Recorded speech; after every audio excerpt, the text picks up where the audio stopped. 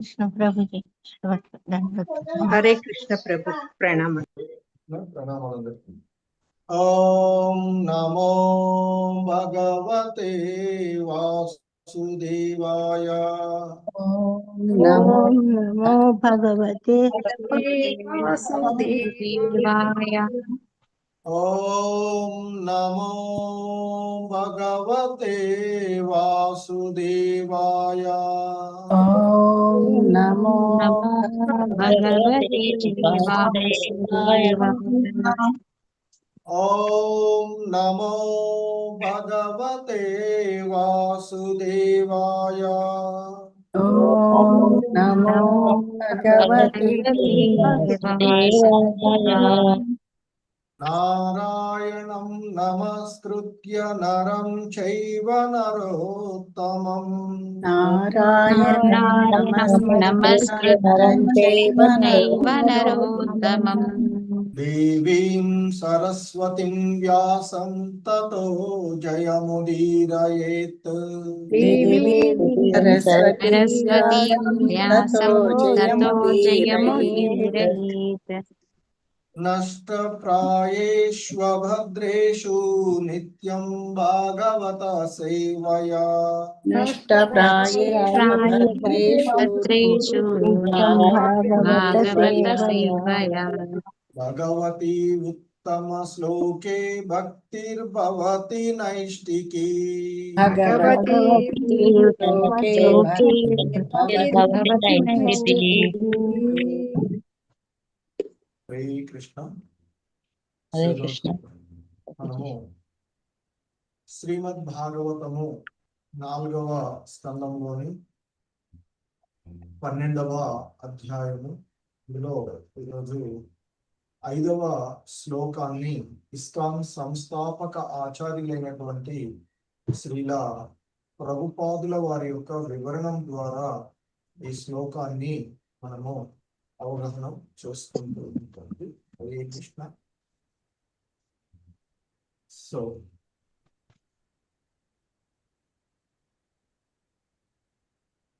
हरे कृष्ण प्रभु जी प्रणाम। हरे कृष्ण.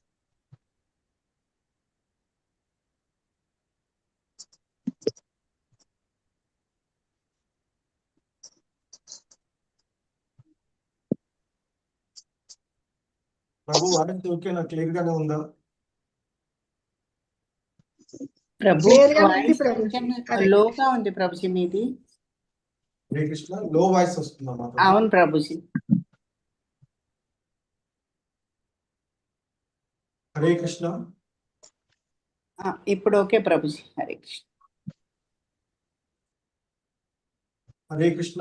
ఇప్పుడు మాట్లాడి ఇప్పుడు ఓకే ప్రభుజీ. హరే కృష్ణ.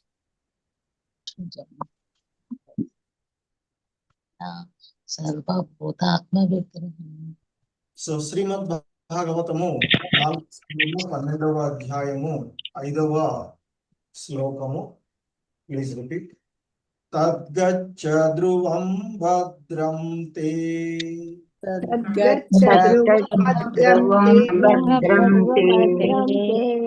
తద్గచ్చ ధ్రువ భద్రం తే. తద్గచ్చ ధ్రువం ధ్రువ భద్రం తే. భగవంతం అదోక్షజం. భగవంతమదోక్షజం.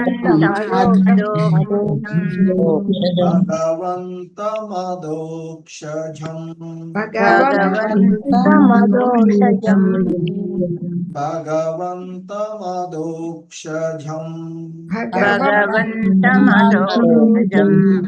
సర్వభూతాత్మ భావేన.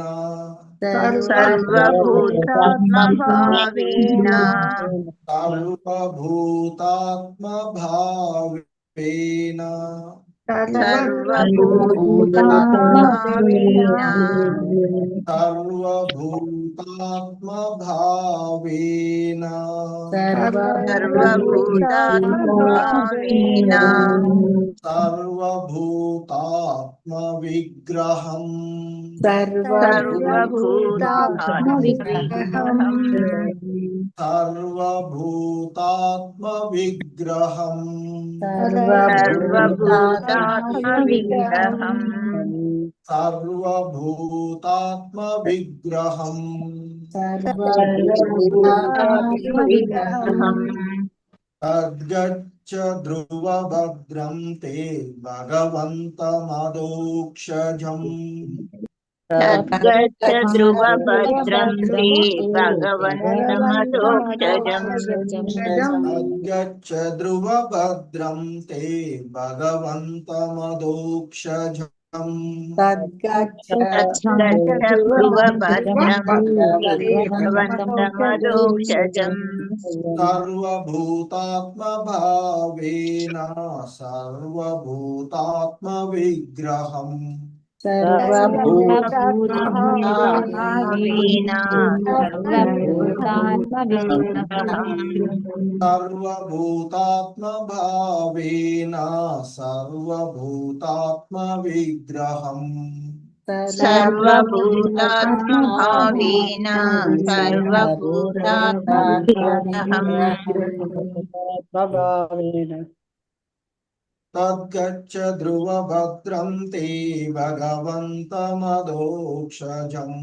సర్వభూతాత్మభావేన సర్వభూతాత్మవిగ్రహం తద్గచ్చ ధ్రువభద్రం తే భగవంతమదోక్షజం సర్వభూతాత్మభావేన సర్వభూతాత్మవిగ్రహం.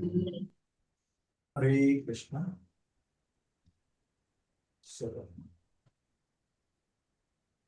శశికళ మాతాజీ, భారతి మాతాజీ. హరే కృష్ణ ప్రభుజీ. తద్గచ్చ ధ్రువభద్రం తే భగవంతమదోక్షజం సర్వభూతాత్మభావేన సర్వభూతాత్మవిగ్రహం. ధన్యవాదాలు ప్రభుజీ. హరే కృష్ణ. హరే కృష్ణ ప్రభుజీ, ప్రణామం. తద్గచ్చ ధ్రువభద్రం తే భగవంతమదోక్షజం సర్వభూతాత్మభావేన సర్వభూతాత్మవిగ్రహం. ధన్యవాదాలు ప్రభుజీ. దేవికి మాతాజీ, చాముండేశ్వరి మాతాజీ. హరే కృష్ణ ప్రభుజీ. తద్గచ్చ ధ్రువభద్రం తే భగవంతం అధోక్షజం సర్వభూతాత్మభావేన సర్వభూతాత్మవిగ్రహం. హరే కృష్ణ ప్రభుజీ, ధన్యవాదాలు. హరే కృష్ణ ప్రభు. తద్గచ్చ ధ్రువభద్రం తే భగవంతం అధోక్షజం సర్వభూతాత్మభావేన సర్వభూతాత్మవిగ్రహం. హరే కృష్ణ ప్రేమలత ప్రభు. మాతాజీ, శ్రీనివాస సేవిక మాతాజీ. ప్రేమలత మాతాజీ, శ్రీనివాస సేవిక మాతాజీ. హరే కృష్ణ ప్రభుజీ. తద్గచ్చా ధ్రువభద్రం తే భగవంతం అధోక్షజం సర్వభూతాత్మభావేన సర్వభూతాత్మవిగ్రహం. హరే కృష్ణ ప్రభుజీ, ప్రణామం ప్రభుజీ. తద్గచ్చ ధ్రువభద్రం తే భగవంతం అధోక్షజం సర్వభూతాత్మభావేన సర్వభూతాత్మవిగ్రహం. ధన్యవాదాలు ప్రభుజీ. సుజాత మాతాజీ, నాగమణి మాతాజీ.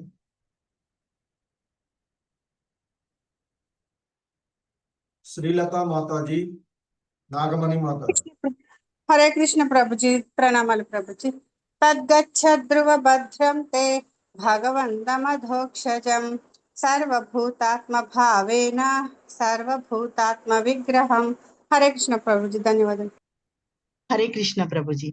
తద్గచ్చ ధ్రువం భద్రం తే భగవంతం అధోక్షజం సర్వభూతాత్మభావేన సర్వభూతాత్మవిగ్రహం. హరే కృష్ణ ప్రభుజీ. మాధవి నీలత్ మాతాజీ, కోటేశ్వరి మాతాజీ.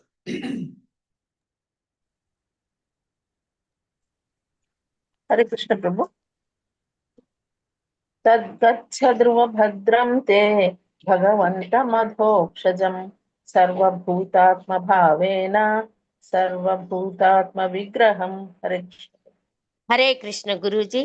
తద్గచ్చ ధ్రువ భద్రం తే భగవంతం అదోక్షజం సర్వభూతాత్మ భావేన సర్వభూతాత్మ విగ్రహం.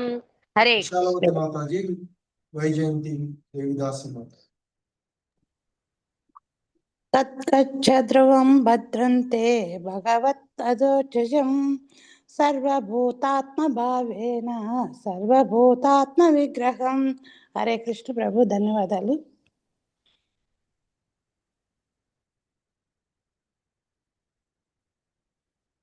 హరే కృష్ణ విశాలవతి మాతాజీ. హరే కృష్ణ ప్రభుజీ. తద్గచ్చ ధ్రువభద్రం తే భగవంతమధోక్షజం సర్వభూతాత్మ భావేన సర్వభూతాత్మ విగ్రహం. హరే కృష్ణ ప్రభుజీ, ధన్యవాదాలు. లక్ష్మీ మాతాజీ, నాగలక్ష్మి మాతాజీ. సిహెచ్ లక్ష్మీ మాతాజీ, నాగలక్ష్మి మాత. హరే కృష్ణ ప్రభుజీ. తద్గచ్చ ధ్రువభద్రం తే భగవన్మదోక్షజం సర్వభూతాత్మ భావేన సర్వభూతాత్మ విగ్రహం. హరే హరే కృష్ణ ప్రభుజీ. తద్గచ్చ ధ్రువభద్రం తే భగవంతమధోక్షజం సర్వభూతాత్మ భావేన సర్వభూతాత్మ విగ్రహం. హరే కృష్ణ. బృందా మాతాజీ, నళిని మోహన్ మాతాజీ. హరే కృష్ణ ప్రభుజీ. తద్గచ్చ ధ్రువభద్రం తే భగవంతమధోక్షజం సర్వభూతాత్మ భావేన సర్వభూతాత్మ విగ్రహం. హరే కృష్ణ. హరే కృష్ణ ప్రభుజీ, ప్రణామం. తద్గచ్చ ధ్రువభద్రం తే భగవంతమధోక్షజం సర్వభూతాత్మ భావేన సర్వభూతాత్మ విగ్రహం. హరే కృష్ణ ప్రభుజీ. భక్తవత్సల మురారిదాస్ ప్రభు, జయప్రద మాతాజీ. కృష్ణ ప్రభుజీ, ప్రణామాలు. తద్గచ్చ ధ్రువభద్రం తే భగవంతమధోక్షజం సర్వభూతాత్మ భావేన సర్వభూతాత్మ విగ్రహం. హరే కృష్ణ. హరే కృష్ణ ప్రభుజీ, ప్రణామాలు. తద్గచ్చ ధ్రువభద్రం తే భగవంతమధోక్షజం సర్వభూతాత్మ భావేన సర్వభూతాత్మ విగ్రహం. హరే కృష్ణ. హరే కృష్ణ చంద్రావతి మాతాజీ, రామకృష్ణ ప్రభు. హరే కృష్ణ ప్రభుజీ. తద్గచ్చ ధ్రువ భద్రం తే భగవంతమధోక్షజం సర్వభూతాత్మ భావేన సర్వభూతాత్మ విగ్రహం. హరే కృష్ణ. హరే కృష్ణ ప్రభు. తద్గచ్చ ధ్రువ భద్రం తే భగవంతమధోక్షజం సర్వభూతాత్మ భావేన సర్వభూతాత్మ విగ్రహం. హరే కృష్ణ. హరే కృష్ణ దివ్యభారతి మాతాజీ, చదవలేదా మీరు? హరే కృష్ణ ప్రభు. తద్గచ్చ ధ్రువ భద్రం తే భగవాన్స్తుమధోక్షజం సర్వభూతాత్మ భావేన సర్వభూతాత్మ విగ్రహం. హరే కృష్ణ. హరే కృష్ణ శివప్రియ దేవిదాస్ మాతాజీ.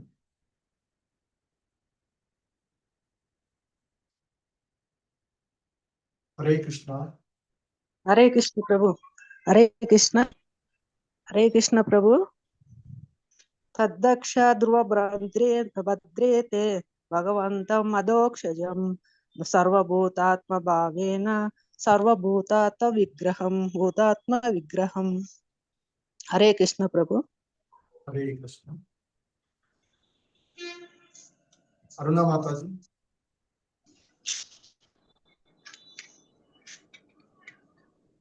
అరుణ మాతాజీ.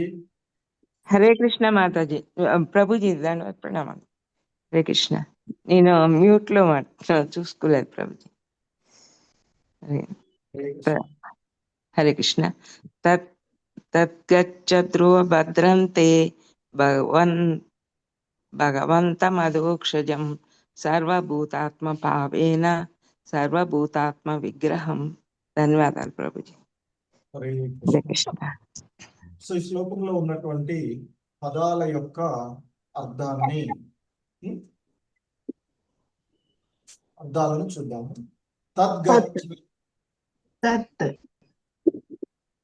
కనుక ముందుకు రమ్ము.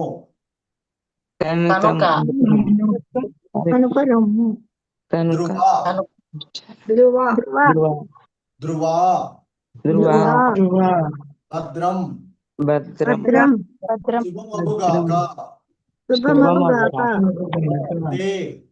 తే నీకు భగవంతం దేవదేవునికి అదోక్షజం భౌతికేంద్రియ భావనకు అతీతుడు సర్వభూత సమస్త జీవులు ఆత్మభావేన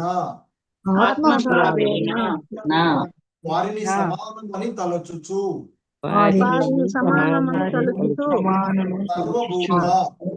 సర్వభూత సమస్త జీవుల యందు ఆత్మ పరమాత్ముడు విగ్రహం రూపసహితుడు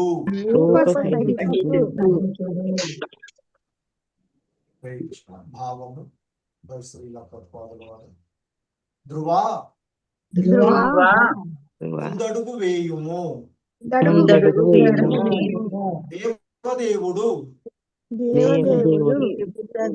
ఎల్లప్పుడు శుభమును చేకూర్చుగాక మన ఇంద్రియ భావనకు అతీతుడైన అతడు సకల జీవుల యందు పరమాత్మ రూపమున కలడు ఆ విధముగా జీవులందరూ ఎటువంటి భేదము లేక సమానమై ఉన్నారు కనుక సమస్త జీవులకు చరమాశ్రయమగు ఆ దేవదేవుని దివ్య రూపమునకు దేవనొనరింపుము. కృష్ణ భాష్యం. ఇచ్చట విగ్రహం అంటే విశేషమగు రూపమును కలిగినట్టి అను పదము మిగుల ప్రధానమైనది.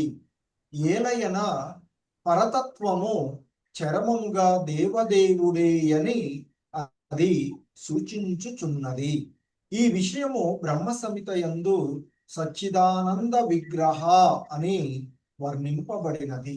అనగా దేవదేవుడు రూప సహితుడు, కానీ అతని రూపము భౌతిక రూపమునకు భిన్నమైనది.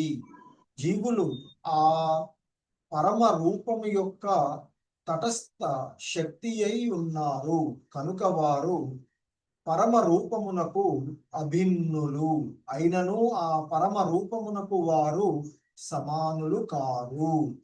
ఆ పరమ రూపమునకే సేవ చేయుమని ధ్రువునకు ఉపదేశం ఒసగబడినది. ఆ సేవయందే ఇతర వ్యక్తిగత రూపముల సేవ కూడా ఇమిడి ఉన్నది. ఉదాహరణముగా ఒక వృక్షమును తీసుకున్నచో అది రూప సహితమై ఉన్నది. ఆ వృక్షము యొక్క మొదలకు నీరు పోసినప్పుడు ఇతర రూపములైన పత్రములు, చిగుళ్ళు, పుష్పములు, ఫలములు అన్నింటికి అప్రయత్నంగా నీరు పోసినట్లే యగును. పరతత్వమే సమస్తము కనుక అతడు తప్పక రూపసహితుడు కావలనడి మాయావాద పరతత్వమే సమస్తము కనుక అతడు తప్పక రూప రహితుడు కావలనడి మాయావాద భావన ఇచ్చట నిరసింపబడుచున్నది. పైగా పరతత్వము రూప సహితమనియు అయినను అతడు సర్వవ్యాపకమనియు ధృవపరపడుచున్నది. సో ఏదియును అతనికి స్వతంత్రముగా లేదు. సో ఇది ఈరోజు ఈ శ్లోకమునకు ఇస్కాన్ సంస్థాపక ఆచార్యులైనటువంటి శ్రీల ప్రభుపాదుల వారి యొక్క భాష్యము. ఓం అజ్ఞానతిమిరాంధస్య జ్ఞానాంజనశలాకయా చక్షుర్మిలితం యేన తస్మై శ్రీ గురవే నమః. శ్రీ చైతన్య మనోభీష్టం స్థాపితం యేన భూతలే స్వయం రూపః కదా మహ్యం దదాతి స్వపదాంతికం. వందేహం శ్రీగురు శ్రీయుతపదకమలం శ్రీగురూన్ వైష్ణవాంచ. శ్రీరూపం సాగ్రజాతం సహగణ రఘునాథాన్వితం తం సజీవం సాద్వైతం సావధూతం పరిజన సహితం కృష్ణ చైతన్య దేవం. శ్రీ రాధా కృష్ణ పాదాన్ సహగణ లలిత శ్రీ విశాఖాన్వితాంశ. నమో ఓం విష్ణుపాదాయ కృష్ణ ప్రేష్టాయ భూతలే శ్రీమతే భక్తి వేదాంత స్వామినితి నామినే. నమస్తే సారస్వతే దేవే గౌరవాణి ప్రచారిణే నిర్విశేష శూన్యవాది పాశ్చాత్యదేశతారిణే. జయ శ్రీ కృష్ణ చైతన్య ప్రభు నిత్యానంద శ్రీ అద్వైత గదాధర శ్రీవాసాది గౌర భక్త వృంద. హరే కృష్ణ కృష్ణ కృష్ణ హరే హరే, హరే రామ రామ రామ హరే హరే. హరే కృష్ణ. ప్రభు ఓకే, నా వాయిస్ క్లియర్ ఉందా? ఇంకా క్లియర్గా ఉంది ప్రభుజీ. వినిపిస్తుంది? లో ఉందా? ఉందా తక్కువగా? లో కూడా లేదు ప్రభుజీ, క్లియర్గా ఉంది ప్రభుజీ. హరే కృష్ణ కృష్ణ. ప్రభు ఇప్పుడున్న దానికి హరే కృష్ణ ఇంత సేమ్ ఉంది ప్రభుజీ, సేమ్ ఉంది ప్రభుజీ. ఓకే ప్రభుజీ. హరే కృష్ణ. సో మనము ఈ నిత్యం భాగవత సేవయ అనేటువంటి కార్యక్రమంలో శ్రీమద్ భాగవతము 4వ స్కందము, అందులో 12వ అధ్యాయము అయినటువంటి ధ్రువుని భగవద్ధామ గమనము అనేటువంటి ఈ అధ్యాయంలో ధ్రువుడు యక్షులపై యుద్ధాన్ని ఆపిన సందర్భంలో అది తెలుసుకున్నటువంటి మరి దేవతల యొక్క ధనాధిపతి, మరి ఆ ట్రెజరర్ అయినటువంటి దానికి అధిపతిగా ఉన్నటువంటి ఆయన మరి అక్కడికి రావడం, ధ్రువుడికి జరిగిన సంఘటనలో అతని ప్రమేయం ఏం లేదు, కాల ప్రభావం వలననే తన యొక్క సహోదరుడు కానీ ఈ యక్షులు నీ చేత సంహరించబడడం కానీ జరిగినది. సో కనుక ఇదంతా కూడా మరి ఆ భగవంతుని వలన జరిగినటువంటిదే. కానీ మనము దేహాత్మ భావన ద్వారా నీవు నేనము అనేటువంటి ఆ స్వపరభేదాలను చూపెడుతున్నాము. ఇదంతా కూడా అజ్ఞానము వలన జరిగినటువంటిదే. ఈ అజ్ఞానం కారణంగానే, ఈ దేహాత్మ భావన కారణంగానే మనము నిరంతర జన్మ మృత్యులకు, అంటే జీవుని యొక్క నిరంతర జన్మ మృత్యువులకు కారణమవుతుంది. సో అదే మరి ఈ జీవులను అవిచ్ఛిన్నంగా భౌతిక అస్తిత్వమునందు నిలుపుతూ ఉన్నది అంటూ, సో మరి ఆ పరతత్వమును చేరుకోవడానికి, ఎందుకంటే పూర్ణ పురుషోత్తముడైనటువంటి ఆయన యొక్క సేవలోనే నిమగ్నం అవ్వడం ద్వారా మరి జీవులము ఆ భగవంతుని యొక్క అంశాలైనటువంటి వారు కనుక మరి ఆయన కేంద్రంగానే పనిచేసినప్పుడు ఈ భవబంధనాల నుండి బయటపడవచ్చు అనేటువంటి భావనను చెప్తూ, కానీ జీవుడు తాను స్వతంత్రులని భావించడం వలనే ఈ భౌతికమైనటువంటి అస్తిత్వము ఆరంభమవుతూ ఉన్నది. మరి కానీ ఈ స్వతంత్ర ప్రతిపత్తి, నేను స్వతంత్రుడిని అనేటువంటి భావన ఒక స్వప్నము వంటిది కనుక మనిషి తన యొక్క నిజ స్థితిని, అంటే మనము ఆ భగవంతుని యొక్క ఆధీనులము అనేటువంటి యథార్థమైనటువంటి స్థితిని గ్రహించి మన యొక్క సహజ స్థితి అయినటువంటి కృష్ణ భక్తి భావన యందు కృష్ణ చైతన్యములో నిమగ్నమవ్వడమే అంతిమము.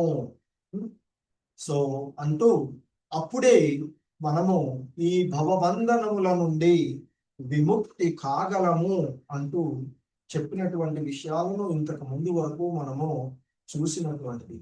సో ఆ విధంగా హితబోధ చేసినటువంటి కుబేరుడు చెప్తున్నారు ఇంకా, తద్గచ్చ ధ్రువభద్రం తే భగవంతమదోక్షజం సర్వభూతాత్మ భావేన సర్వభూతాత్మ విగ్రహం. సో తద్గచ్చ, కాబట్టి నీవు ముందుకు రమ్ము, ముందుకు వెళ్ళు, ప్రొసీడ్ అవ్వు, కమ్ ఫార్వర్డ్ అంటూ చెప్తూ ఉన్నటువంటి తద్గచ్చ, కాబట్టి నీవు ప్రొసీడ్ అవ్వు, అంటే నీవు ముందుకు అడుగు వేయి, ముందుకు వెళ్ళుము అంటూ చెప్తున్నా. ధ్రువ, ఓ ధ్రువ, భద్రం తే, భద్రం అంటే శుభం. సో మరి భద్రాచలం మనకి శ్రీరామచంద్రుడు ఉన్నటువంటి, మనకి తెలంగాణలో ఉన్నటువంటి భద్రం అంటే శుభము మంగళప్రదము అని చెప్తూ ఉన్నటువంటి అర్థం వస్తుంది.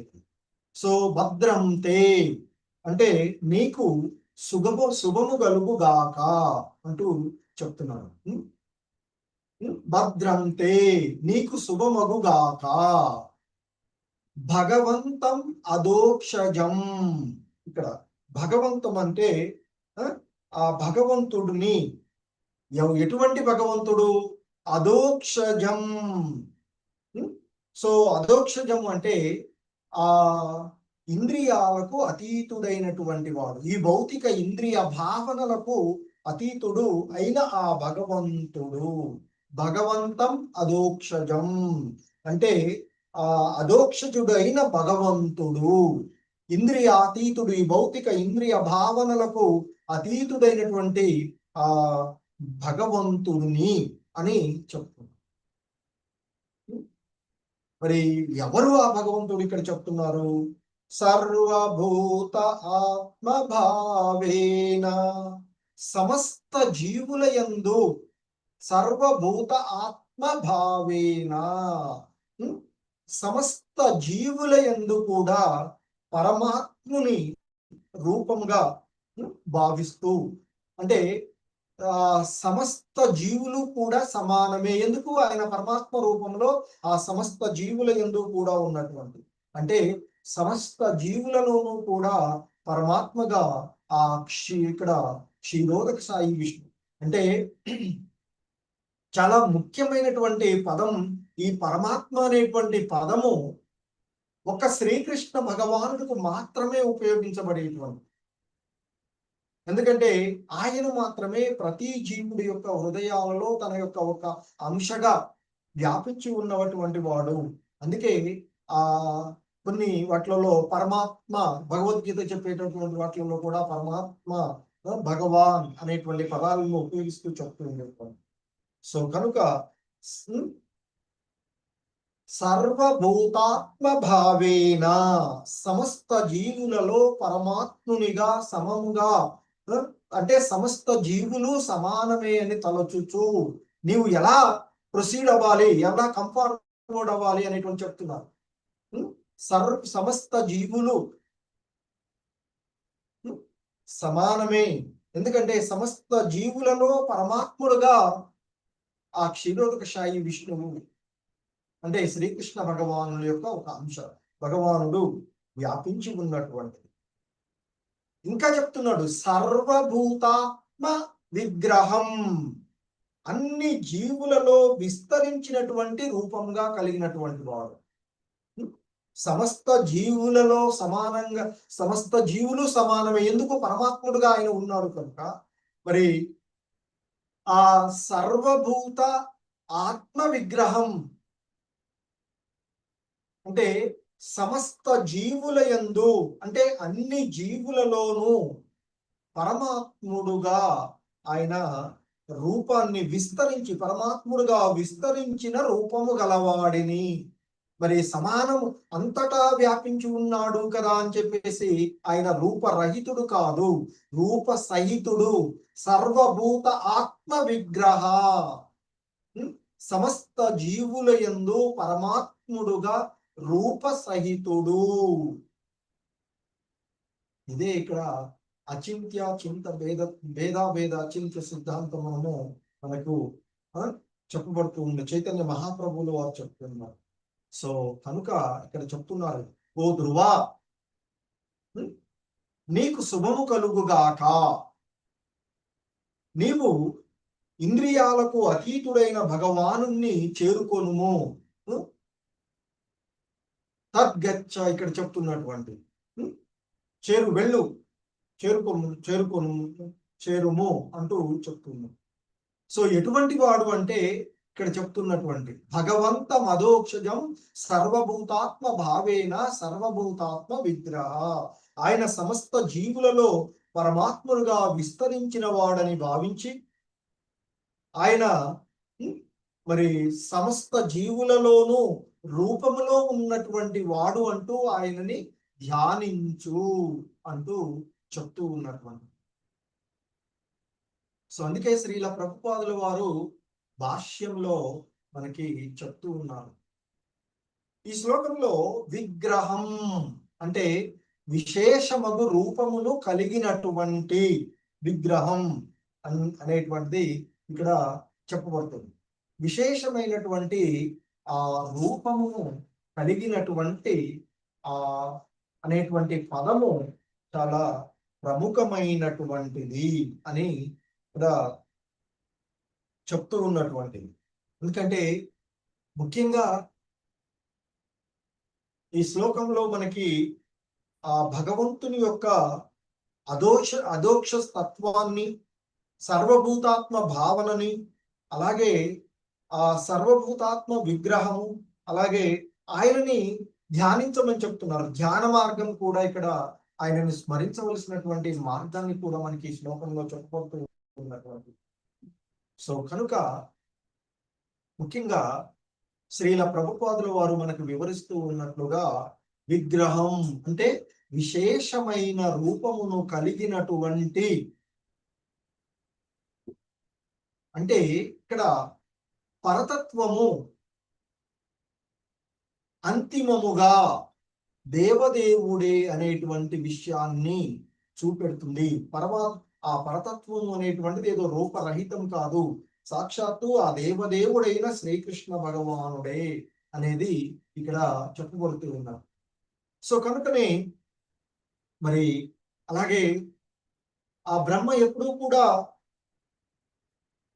ఆ భగవంతుని ఆ పరమాత్మ రూపంలో ఉన్నటువంటి క్షీరోదకశాయి విష్ణువు ఆయన్ని ఆ హృదయంలో ఉన్నటువంటి ఆ క్షీర సాగర సముద్రంలో ఉన్నటువంటి ఆ క్షీరోదకశాయి విష్ణువుని ప్రతిసారి ఆయన అనుకున్నప్పుడల్లా కలుపుకోగలరు. సో అటువంటి ఆయన సో అక్కడికి వెళ్ళి అంటే అంతర్గతంగా మరి దర్శించగలిగేటువంటి ఆ బ్రహ్మే బ్రహ్మ సంహితలో సచ్చిదానంద విగ్రహ, ఈశ్వర పరమ కృష్ణ సచ్చిదానంద విగ్రహ అంటూ ఆయన మరి వర్ణించినటువంటి విషయం. అంటే ఆ దేవదేవుడు కృష్ణుడు, ఇక్కడ ఈశ్వర పరమ కృష్ణ సచ్చిదానంద విగ్రహ అంటూ చెప్పబడినట్టు.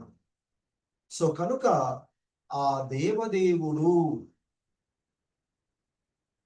రూప సహితుడు. మరి ఆయన రూప సహితుడు కదా, మనం కూడా రూపాన్ని కలిగి ఉన్నాం కదా.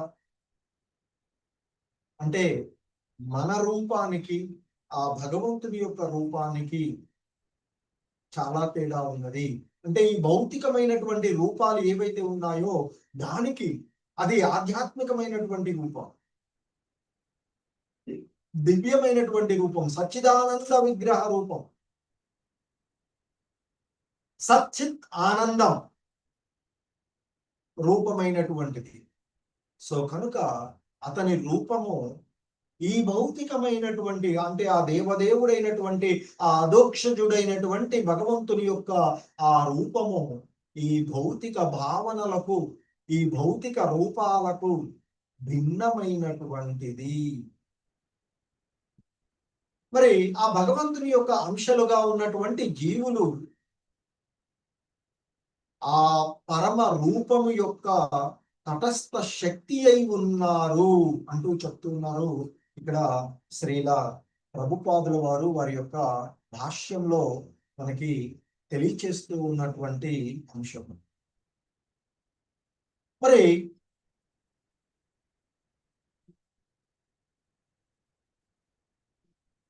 ఈ జీవులందరూ కూడా ఆ పరమరూపం యొక్క తటస్థ శక్తి అయి ఉన్నటువంటి కారణంగా వారు ఆ పరమరూపమునకు అభిన్నులు.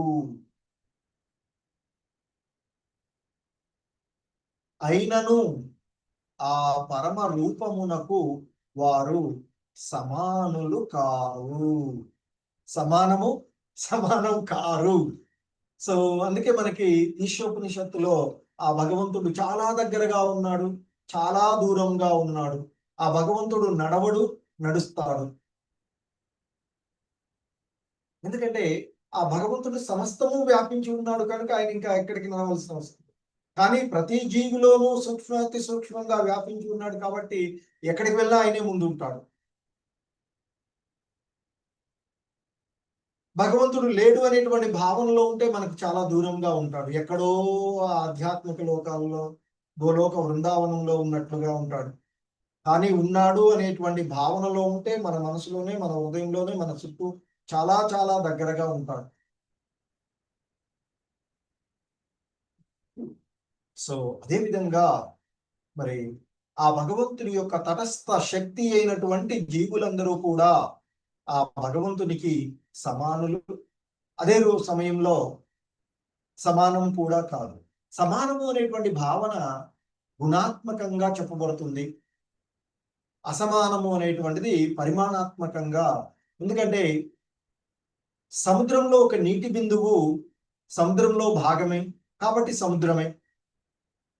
కానీ నీటి బిందువు మొత్తం తీసుకుంటే నీటి బిందువు మాత్రమే పరిగణిస్తే సమానం కాదు. సముద్రం వేరు, నీటి బిందువు వేరు. అలాగే మనకి అగ్ని చెప్తారు, అగ్ని కణము, బంగారు గని, బంగారు కణాలు, ఇలా పోల్చుకుంటూ ఏవైనా మనము చూడవచ్చు కదా. సో మరి ఆ భగవంతుని యొక్క తటస్థ శక్తి అయినటువంటి జీవులు ఆ పరమరూపానికి అభిన్నులు మరియు పరమరూపానికి భిన్నులు. ఆ పరమరూపమునికి సేవ చెయ్యమని ఇక్కడ ధ్రువుడికి ఉపదేశము పొసగబడుతూ ఉన్నట్టు. ఎందుకంటే ఆ పరమరూపానికి సేవ చేస్తే అందులో ఉన్నటువంటి మిగతా రూపాలన్నిటికీ కూడా కలుస్తూ ఉంటుంది. అందరినీ ఎడా సమత్వ భావంతో ఉన్నట్లే అవుతూ ఉంటుంది. అంటే ఈ దేహాన్ని మనము చూసామనుకోండి, అంటే దేహంలో ఉన్న చేతులను, కాళ్ళను అన్నిటినీ చక్కగా, ముక్కు, చెవులు అన్నిటినీ చక్కగా చూసినట్లు. ఒక ముక్కునే లేదా ముఖాన్ని మాత్రమే అందరూ చూసేది ఇదే కాబట్టి దీన్ని మాత్రమే శుభ్రంగా ఉంచుకుంటాను, లేకపోతే దీన్ని మాత్రమే వేరే చేస్తాను అంటే మిగిలినవన్నీ కాదు కదా. సో కాబట్టి దేహాన్ని మనము మొత్తాన్ని కూడా చూస్తే దేహంలో అంగాలైనటువంటి ప్రతిదీ కూడా సక్రమంగానే పోషించబడుతున్నారు. అందుకే ఇక్కడ శ్రీల ప్రభుపాదుల వారు ఒక వృక్షాన్ని సహితమైనటువంటి ఒక వృక్షాన్ని తీసుకొని, ఎందుకంటే ఆ వృక్షంలో ఎన్నో ఉంటాయి, ఆకులు ఉంటాయి, అప్పుడే చిగురిస్తూ ఉన్నటువంటి చిగుళ్ళు కూడా ఉంటాయి, పుష్పాలు ఉంటాయి, ఫలాలు ఉంటాయి, ఏదైనా ఉంటుంది. సో కానీ ఆ చెట్టు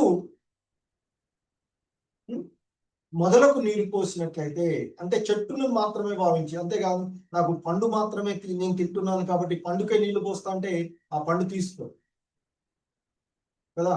పుష్పాలే నేను ఉపయోగించుకుంటున్నాను కాబట్టి పుష్పానికి నీళ్ళు చల్లుతా అంటే పుష్పానికి ఎన్ని నీళ్ళు చల్లినా అది ఎండిపోతుంది, వాడిపోతుంది.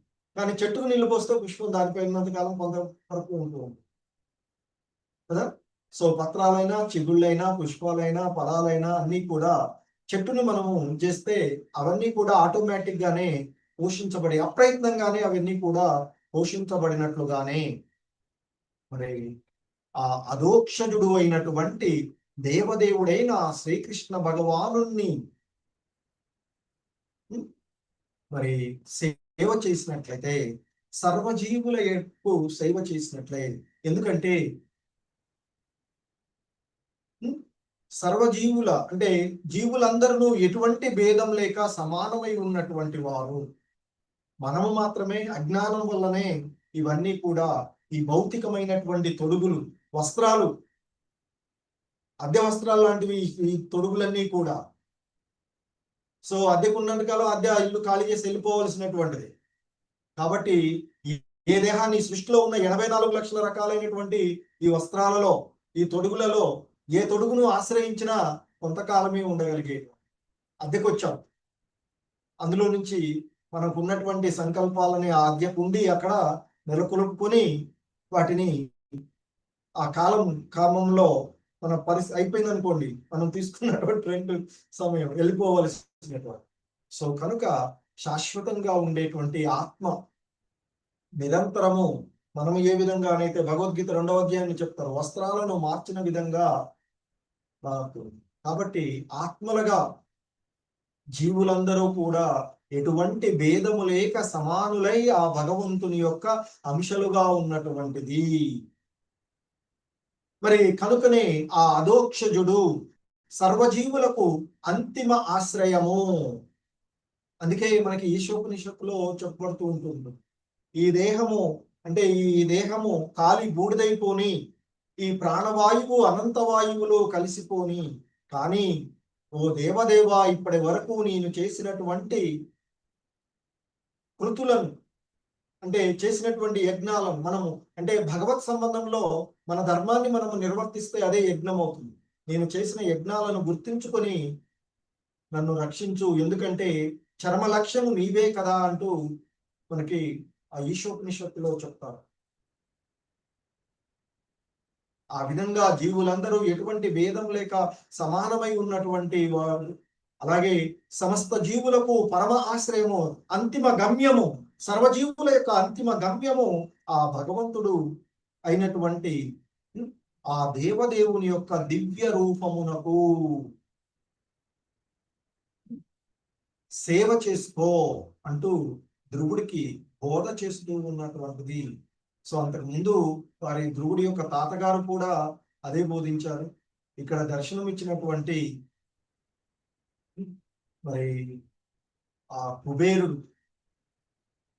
ధనపతి, దేవతల ధనాగారం యొక్క కోశాధికారి అయినటువంటి ఆ కుబేరుడు కూడా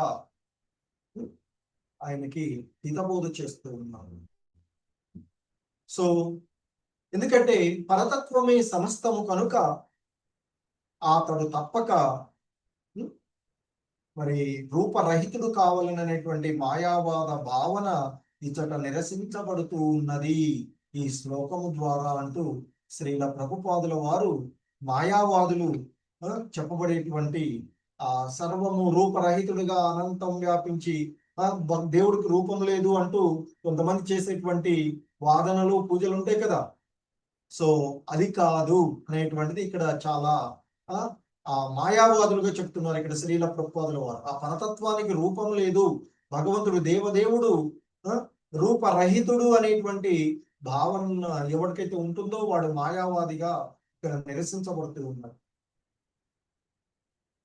ఎందుకంటే ఆ పరతత్వము రూప సహితమని అయినను అది ఆ పరతత్వము సమస్తము వ్యాపించి ఉన్నది అనేది ఇక్కడ ధృవపరచబడుతూ ఉన్నటువంటిది. సో ఏది కూడా ఆ భగవంతునికి స్వతంత్రంగా లేదు. అది కూడా మనకి ఈశోపనిషత్తులో ప్రారంభ శ్లోకాలలో మంత్రాలలో చెప్పబడుతూ ఉండేటువంటి అంశం. సో ఈ విధంగా ఈరోజు ఈ శ్లోకానికి ఇస్కాన్ సంస్థాపక ఆచార్యులైనటువంటి శ్రీల ప్రభుపాదుల వారి యొక్క వివరణం చూసాం. సో ముఖ్యంగా ఆ అధోక్షజ తత్వము, భగవంతుడు మన ఇంద్రియాలతో గ్రహించలేని వాడు, ఈ భౌతిక ఇంద్రియాలకు పరమైనటువంటి వాడు అంటూ చెప్తున్నాం. సో మరి అటువంటి ఆ భౌతిక ఇంద్రియాలకు పరమైనటువంటి వాడిని మనం తెలుసుకోవాలంటే ఏం కావాలంటే భక్తి. అంటే ఆ మన యొక్క నిజస్థితిని తెలుసుకొని ఆ భగవంతునికి సేవ చెయ్యడము అనేది ఇక్కడ మనకి చెప్పబడుతూ ఉన్నటువంటి అంశం. అలాగే సర్వభూతాత్మ భావం కదా. సో కాబట్టి ప్రతి జీవిలో భగవంతుడు ఉన్నాడు అనేటువంటి భావన. సో అదే నిజమైనటువంటి సమదృష్టి. సో అందుకే భగవద్గీతలో కూడా విద్యా వినయ సంపన్ని బ్రాహ్మణి గవిహస్తిని అంటూ చెప్పబడినటువంటి విషయం చూడొచ్చు. మరి ఇక ఆ భగవంతుణ్ణి ధ్యానం చేయవలసినటువంటిది ఏదో శూన్యంలోకి వాళ్ళు కొంతమంది చెప్తూ ఉన్నట్లు శూన్యంలోకి లేదా ఇంకేదో కాదు. ఆ సచ్చిదానంద విగ్రహమైనటువంటి ఆ రూపాన్ని మనకి చాలా చక్కని వర్ణన చూసాం అంతకు ముందు. ఆ భగవంతుని యొక్క పాదార విందాల నుండి మొదలుకొని ముఖార విందము వరకు అందులో మధ్యలో వచ్చేటువంటి వివిధ అంగాలు, వివిధ ఆభరణాలతో సహా ఆ భగవంతుని యొక్క విగ్రహం పైన, ఆ సచ్చిదానంద విగ్రహం రూపం పైన మనం ధ్యానం చెయ్యాలి అనేటువంటిది మనకి అంతకు ముందు ఆ కపిల భగవానులు వారు చెప్పినటువంటి అంశంలో చూస్తాం. సో కనుక మరి భగవంతుని ఒక విగ్రహంగా మాత్రమే కాదు కదా, సమస్త జగత్తులో ధ్యానం అనేటువంటిది అంటే ఒక రూపం. ఆ రూపం ఎట్లాంటిది అంటే అక్కడికి ఇంతవరకు ఏదో ఉంది అని కాదు. సో సమస్తాన్ని వ్యాపించి ఉన్నటువంటి రూపముగా ఆ పరమాత్మను ధ్యానించాలి. సచ్చిదానంద విగ్రహం, సచ్చిత్ ఆనందమయమైనటువంటి రూపంగా భగవంతుణ్ణి ధ్యానించాలి. సో కాబట్టి మనము మరి మన నిత్య జీవితంలో ప్రతి మనిషిని గౌరవించడం నేర్చుకోవాలి. సమత్వ భావంతో, భగవంతుని యొక్క భావంతో ద్వేషాన్ని తగ్గించుకోవడము. ఆ భగవంతుని ఎప్పుడు మనం గుర్తుపెట్టుకున్నాం అనుకోండి, హరే కృష్ణ హరే కృష్ణ కృష్ణ కృష్ణ హరే హరే, సమయం దొరికితే వేరే ఏదో ఆలోచనలు వచ్చే బదులుగా మనం ఖాళీగా ఉంటే ఏదో వస్తుంటే ఏదో చూడాలనిపిస్తుంది, ఏదో ఫోన్ ఓపెన్ చేస్తే అనిపిస్తుంది. కానీ మనము ఆ భగవంతుణ్ణి స్మరించుకున్నాం అనుకోండి, అలా పోతూ ఉంటుంది. అలా మనం చేస్తూ ఉండవచ్చు అని చెప్తాం. హరే కృష్ణ జగద్గురు శ్రీల ప్రభుపాదకి ఇచ్చారు. సో ఈ విధంగా మనము నిరంతరము ఆ ధ్రువుడికి కుబేరుకు చెప్పినట్లుగా నిరంతరము భగవంతుని యొక్క ధ్యాసలో, ఆ అధోక్షజుని యొక్క ధ్యాసలో నిమగ్నమై ఉండాలి అనేది ఇక్కడ చెప్పబడుతూ ఉన్నటువంటి విషయం. హరే కృష్ణ జగద్గురు శ్రీల ప్రభుపాదకి ఇచ్చారు. ప్రభుజీస్ మాతాజీస్ ఎవరికైనా